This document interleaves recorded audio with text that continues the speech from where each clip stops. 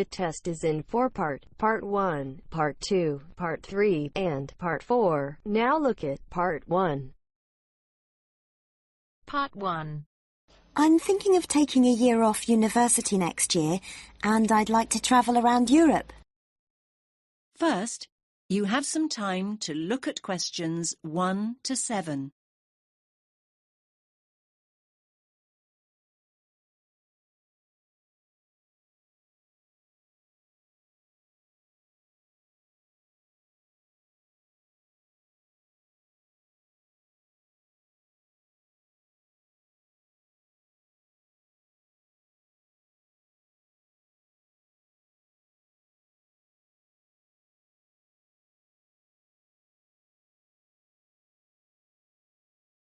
Listen carefully to the first part of the conversation and answer questions 1 to 7.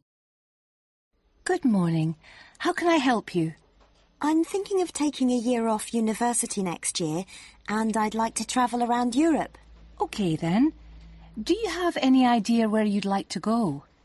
Well, I was thinking of starting in France and then working my way up to Eastern Europe, possibly going as far as Slovakia. Well, there are a number of ways you can do this, and we have various options available. It really depends on your budget and how you'd like to travel. That's just the thing, really. I've just finished my second year at university, so obviously I'd like to do it in as cheap a way as possible. That's fine. Could you give me a rough idea of the price range you're looking at? Realistically speaking, I'm hoping to pay between about £700 and £900. I could stretch to £1,100, but that's really my limit. How long are you thinking of going for? About 10 months. To be honest, you'd be better off travelling for about 7 months, if that's your budget. OK, that's not too bad. So, how would you suggest I travel? Well, because of the time limit, I don't think walking is a viable option. Of course, in this day and age, the most convenient way to get around is by flying, particularly if you've got quite a bit you want to see in a short space of time. Saying that, I still think the best way to get around Europe is by train. As a student, you can also get a student rail card, which means cheaper fares. That sounds brilliant. How do I go about getting a rail card? Well, if you decide that's what you want to do, then we can organise that all for you. You'll need to fill in a form and provide us with 2 passport photos, and we'll do the rest. It costs about £36 plus about £10 administration costs. Great. That's really not expensive at all. And what about buses? I was just thinking if I decide to go to places which are a bit more remote. There are always local buses, but these are not always a good idea. They can be quite unreliable and in some areas quite dangerous because the buses tend to be overcrowded and some of the drivers drive way too fast. So I would suggest you don't do this. That sounds quite frightening. So what are my options then? You could hire a car, but it can be expensive. Still, I do think if you're thinking about going to smaller towns and places which are off the beaten track, then hiring a car is by far the better way to do it. You can also look at sharing the costs by hiring a car with someone else. That's a good idea. I guess I could put a message on the internet. You could do that, but don't forget that you meet people when you're travelling, and you'll probably find someone who's going to the same place as you are. That's true. I want to stay in youth hostels, so I'm sure I'll find people who are interested in going to the same places. Oh, one last thing. What about taxis? I was thinking about if I go out at night. I use taxis all the time here. But taxis abroad are a different story.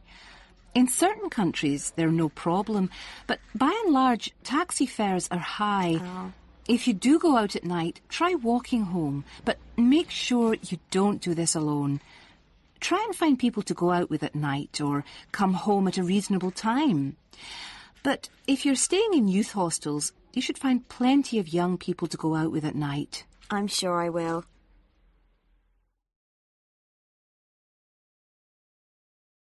Now you have some time to look at questions 8 to 10.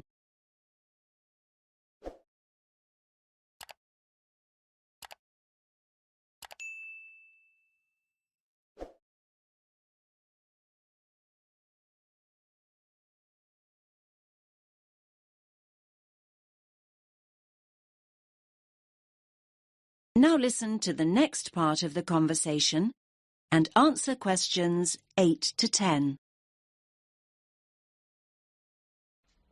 Now, have you thought about how you'd like to travel to France? Not really, no. There are basically 3 ways. You can go by ferry, which leaves every day and night, or there's the hovercraft, which is more pricey, but will get you there quicker, and, of course, you could fly. Well, I don't think flying is an option for me, as it'll be too expensive. So I suppose I'll choose one of the other 2. It's a pity, really, as I don't fancy the idea of travelling by sea. Last time I did that, I got terribly seasick. Well, you're in luck then, as at the moment there's a special deal on flights to France. Ah. In fact, a plane ticket is now half the price of a ferry ticket, which is usually the cheapest option. That's great. I'll do that then. I much prefer flying anyway. I'll need to get some details off you then. Firstly, how will you be paying? Cash, cheque or credit card? If you pay by cheque, you'll need a cheque guarantee card. I don't have my chequebook with me, so it'll have to be by credit card. Fine, that's no problem. If you could just sign over here, and then we'll have a look at flight times, and I can sort out a youth travel card for you. Fine. Oh, can I use your pen, please? No problem. Now, let's look at times. There is a flight leaving at 9 a.m. and one that leaves half an hour later. Or you can choose a later flight at 11:30. No, I think 11:30 is too late, so I think I'd prefer the flight that leaves after 9. I'm not very good at getting up in the morning. No problem. Just give me a moment. Right, that's booked for you. Please remember that if you want to change this, you must give 24 hours notice or you will lose your place.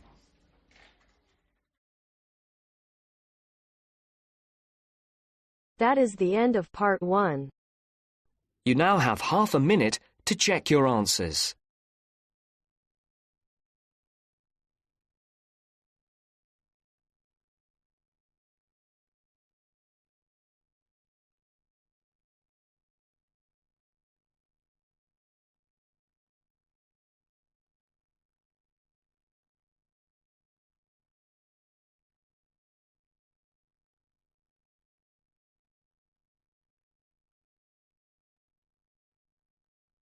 Now turns to part 2. Part 2. First, you have some time to look at questions 11 to 17.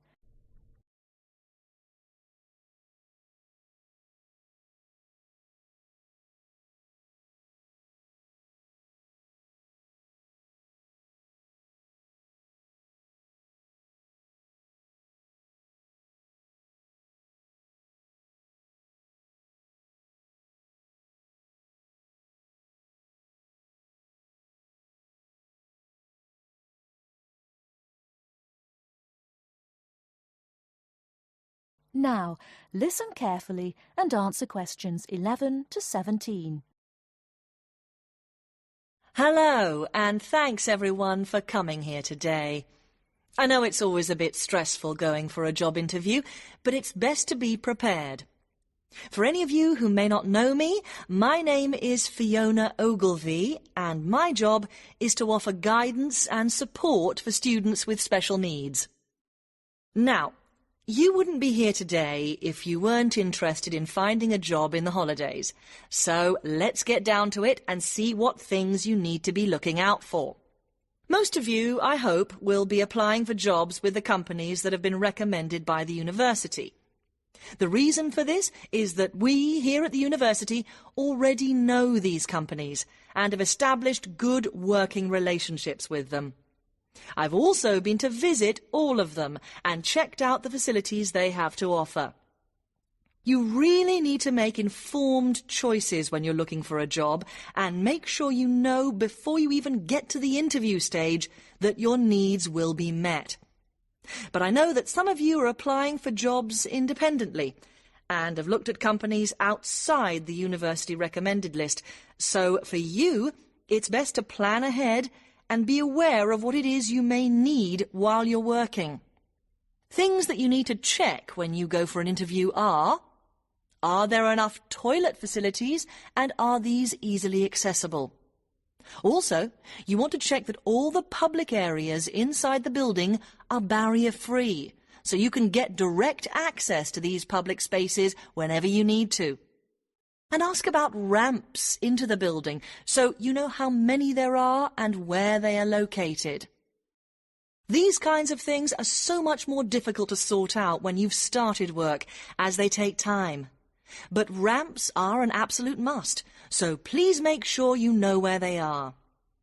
Another thing you must make sure of is that the lifts have the correct lowered control panels. Ask if all the lifts have this facility or if it's only certain ones. Now, something I think that is often overlooked is working hours. What you want to make sure of is that you get flexi time. This basically means that your working hours are flexible and you can clock on and clock off in times that suit you. Within reason, of course. Most companies do recognise that it takes much longer for someone in a wheelchair to get on and off buses and trains. Public transport can take that much longer, so you need to be organised and prepared. And for those of you lucky enough to own a car, check how many disability parking spaces are available. Remember that it's your right to have a disabled parking space. These also need to be near enough to a wheelchair-accessible entrance or ramp. OK, are there any questions before we move on? Before you hear the rest of the talk, you have some time to look at questions 18 to 20.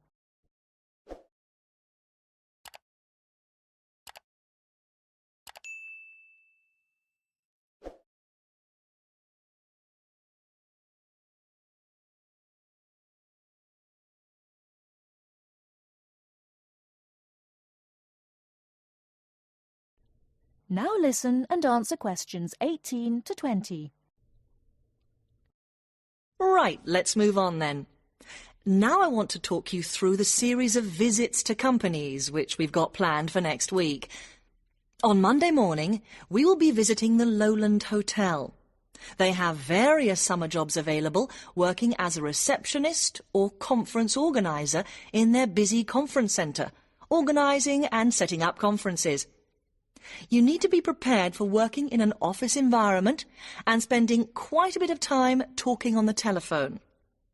The bus leaves for the hotel at 9 a.m, so make sure you leave yourself plenty of time to get there. When you arrive at the hotel, please gather in the reception area and wait for someone to take you to your first session, which will be a talk. The talk at the hotel will begin at 10 a.m, and then there will be a short tour of the hotel. There will be a light lunch provided, which is usually salads and sandwiches. The next place we'll be visiting will be on Tuesday afternoon. We'll be going to visit a little local company that makes handmade paper and cards. For those of you studying art, this may be just what you're looking for. We'll be taken on a tour of the company, which lasts 3 hours. The tour will start at 3:30 p.m, and after that you'll have a chance to meet some of the staff. Tea and coffee will also be provided. We have no trips planned for Wednesday, but on Thursday morning we'll be going to Tobago Travel Agency. This is a very popular choice amongst our students because you can get student discounts on holidays. We've booked a coach for this, and it'll leave from outside the refectory at 8 a.m. You'll need to bring a packed lunch for this, so please don't forget. There is a little canteen where you can buy hot and cold food, but this is closed on Thursdays. Friday, we'll be having representatives from all the companies visiting us, so you will have a chance to ask any questions.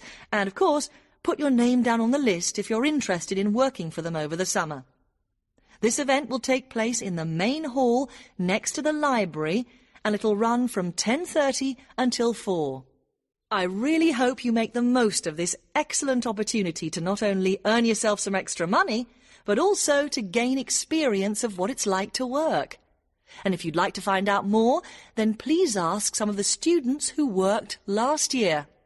They're all wearing green badges and will be happy to speak to you afterwards. That is the end of part 2. You now have half a minute to check your answers.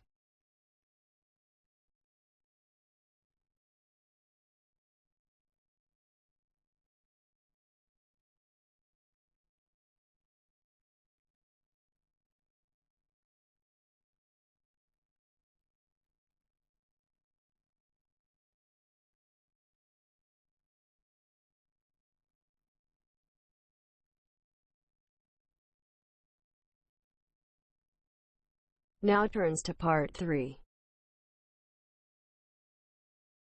Part 3.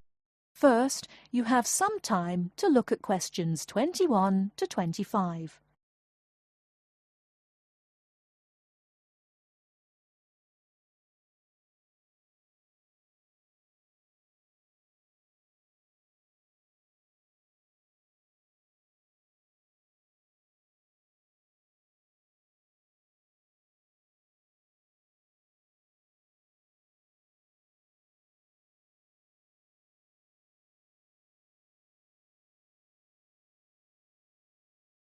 Now listen carefully and answer questions 21 to 25.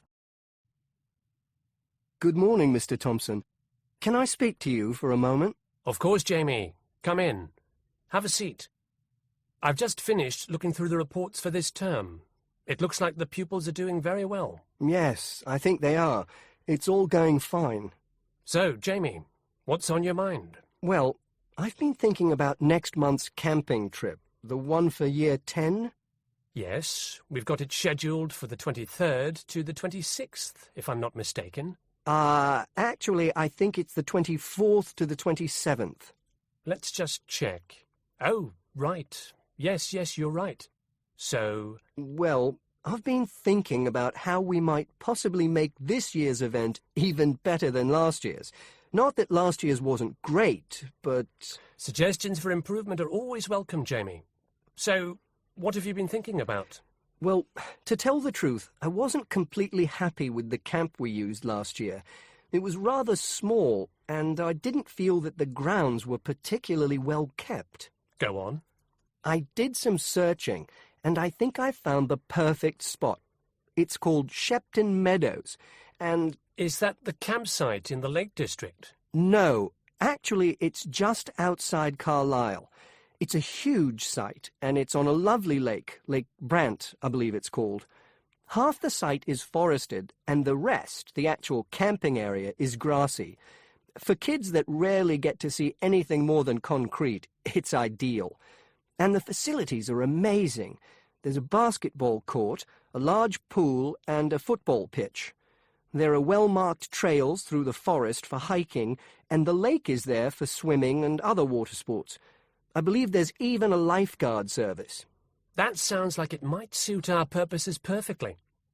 Did you happen to find out about availability and cost? Yes, as a matter of fact, I did. I called them yesterday evening, and there are plenty of spots available. And because we're a non-profit organisation, they said they would give me a reduction in the price.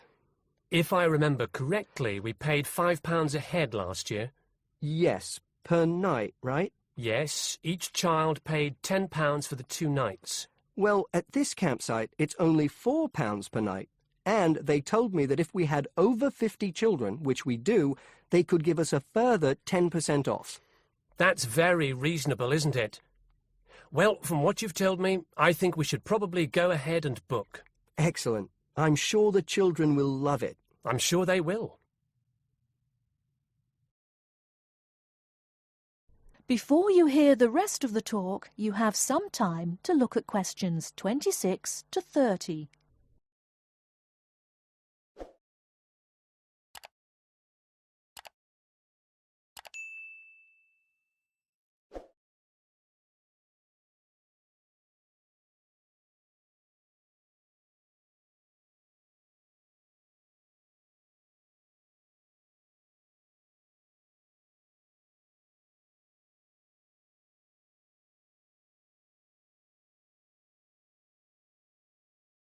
Now listen and answer questions 26 to 30.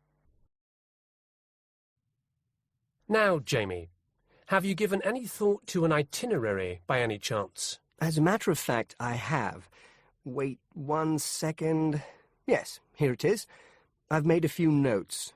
OK, so, now, these are just ideas, of course. Yes, go on. Let's hear what you've got. Right. We time it so that we arrive at the camp around 7 on Friday evening. It'll still be light then, and we'll have plenty of time to set up camp and get ourselves settled in. At 8, we could have a barbecue, you know, hamburgers and hot dogs, something that's nice and easy to prepare. And that children love. Yes. Then, lights out would be at 9:30, so the children will get a good night's sleep and be up bright and early at 7 on Saturday morning. Breakfast would be at 7:30, an hour's hiking from 8 till 9, and then a couple of hours at the lake. That would take us up to 11. I think that an hour of free time would then be in order. Let them have a chance to explore a bit on their own, you know. Yes, great idea. And then? Let's see, a picnic lunch at 12, and then sports in the afternoon till 4. Another swim until 5, and then supper. After clean-up, around 6:30, we could have a talk-back session, where the children get a chance to discuss their day and anything else they might have on their minds. Then a campfire and sing-along at 8, back to the tents at 9:30, and, well, that takes care of Saturday. Excellent, excellent. That would certainly keep them busy. What about Sunday? Sunday, right. As on Saturday, same wake-up and breakfast times, and then I thought we could go on a bit of a day trip. There are some caves about an hour's walk from the camp, which I thought the children might find interesting. We could leave at 8, which would mean we'd get to the caves at 9. They could explore for a couple of hours, and we'd head back at 11. 12 o'clock would see us back at the meadows. An hour's swim, and then lunch at 1. Then we could have organised games in the afternoon until supper at 5. It would take us an hour to clean up our sites and pack up. We'd be on the buses at 6 and all set to head back into the city. Well now, you've certainly put a lot of thought into this, Jamie, and it's paid off. I think it sounds wonderful. I can't think of a thing that needs to be changed. Let's go for it. Brilliant.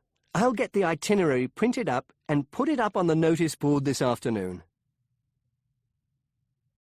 That is the end of part 3. You now have half a minute to check your answers.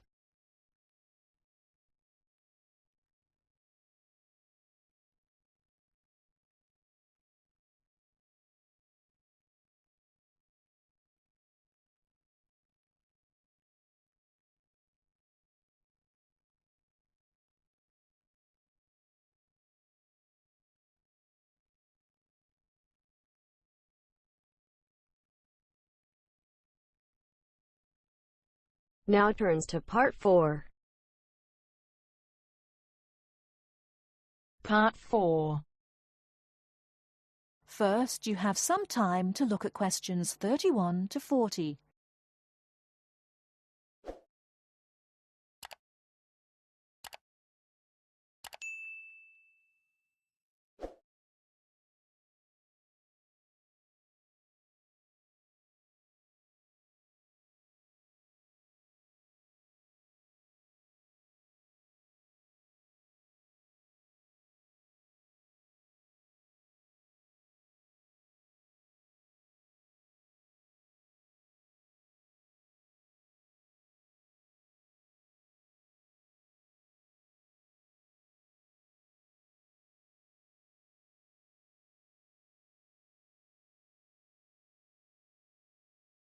Now listen carefully and answer questions 31 to 40. Well, it's the beginning of the digital age, and technology is all set to completely revolutionise the way we watch TV, videos and DVDs and play computer games at home. Here to tell us more about how we will be spending our leisure time at home in future is Anna Zabel. Hello. Yes, there will be huge changes in the way we use television, radio and new media in future. By this, I mean we will be able to do what we want, where we want, and when we want. The result is that our homes will increasingly become home theatres, and all our entertainment at home will be available at the touch of a button. Now, most home entertainment these days is delivered over wires, but this is changing thanks to high-speed broadband. Downloading will become easier, and studios will eventually release movies, songs, and video games directly to the consumer. So, for example, instead of a film opening on the big screen and eventually appearing on television, video, and the internet, it can appear in all formats at once. This means that we will have more choice and control over the media we use. So, how will we use this media in our homes in future? There will be big changes in how we watch video and television. Several research groups and companies are trying to add depth to TV and other video displays in the form of a third dimension. So television and video screens will have depth. What do you mean by depth exactly? Do you mean 3D, like a hologram? That's right. When we say that a hologram has 3 dimensions, it means that we can see not only up and down and left and right, but forwards and backwards too. When we talk about dimensions, we call forwards and backwards depth. So when we say that a hologram has 3 dimensions, it means we can see up and down and left and right, just like a picture or photo. But we can also look into the hologram because the image it contains has depth. So instead of watching films on a flat screen, we will be watching them in 3D. Absolutely. Well, as we live in a 3D world, we shouldn't really be watching television and films in 2D, and the technology to make this happen is already there. 3D screens are being developed which can be placed throughout the house, even in busy areas of our homes, like doorways and halls. Now, these screens appear to float in air. So in the future, 3D holographic images will be sent into our homes, and we will be able to experience the action as if it is taking place right in front of our eyes. So, the action won't just look real, it will be real. Incredible! How does this technology work? Well, to get true 3D, each of your eyes has to see a slightly different image. 3D screens interweave multiple images in vertical stripes using special coatings and filters built into the screen. This means that each eye sees a different set of stripes. These screens are called lenticular screens. Now, these screens are easy to produce, and some laptop PCs and cell phones already have them. However, lenticular screens do have one disadvantage. The strain on the eyes and brain of putting together a 3D image from 2 flat ones can result in headaches and dizziness. But a few companies have developed a hologram 3D display which does not cause these problems. Instead of building images, then leaving them to the brain to put together, holograms create a whole image that reaches the eye exactly the way light from a real object does. You can even walk part of the way round a holographic image to see side and back views, just as you would do if the object was right in front of you. Twin holograms will let a couple watch 2 different programs on the same screen, even if they sit next to each other on the living room sofa. So no more arguing about which program to watch. That's right. Patio screens are being developed too. Patio screens? What are they exactly? Well, a patio screen is a big inflatable screen, which means you can take it outside your home and watch a film in your garden. Some patio screens are even equipped with DVD players, and some new ones may even have a wireless connection. Amazing developments there. Well, join us after the break when we will be talking. That is the end of part 4. You now have half a minute to check your answers.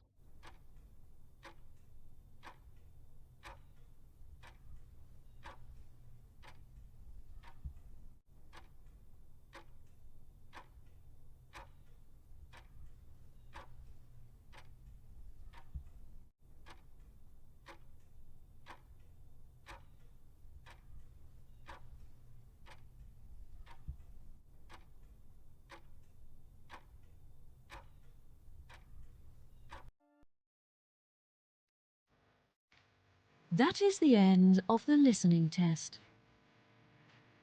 In the IELTS test, you will now have 10 minutes to transfer your answers to the answer sheet.